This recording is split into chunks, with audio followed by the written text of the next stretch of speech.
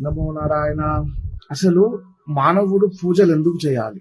పూజలు చేస్తేనే దేవుడు అనుగ్రహిస్తాడా అనే ఆలోచన ఉన్న వారికి ఈ సమాధానం ఉన్నది. దేవుడు మనకి పంచ ఇంద్రియాలను ఇచ్చాడు. కండ్లు, చెవులు, ముక్కు, నోరు, స్పర్శ.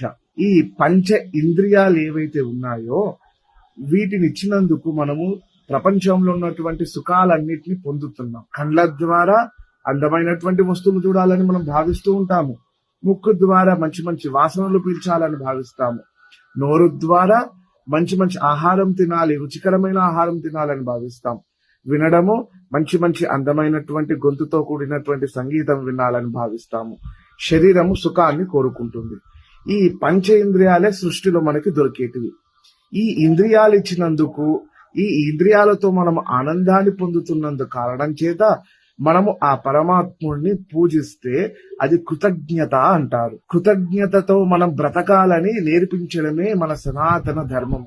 కాబట్టి ప్రతిరోజు మనము మన యొక్క పూజ గదిలో గంధ, పుష్ప, ధూప, దీప నైవేద్యాలు పెడితే మనకి కనులు ఇచ్చినందుకు కృతజ్ఞతగా ఆ దీపాన్ని, ముక్కునిచ్చినందుకు కృతజ్ఞతగా ఆ అగరబత్తులని, నోరు ఇచ్చినందుకు కృతజ్ఞతగా ప్రసాదాన్ని, చెవులు ఇచ్చినందుకు కృతజ్ఞతగా పుష్పాన్ని, స్పర్శనిచ్చినందుకు కృతజ్ఞతగా గంధాన్ని ఆ పరమాత్ముడికి అర్పించి మనము కూడా ఆ కృతజ్ఞతని పొందుతాం. కాబట్టి ఇంట్లల్లో దీపారాధన చేసుకోవడం చాలా శ్రేయోదాయకం. నమో నారాయణ. శుభం.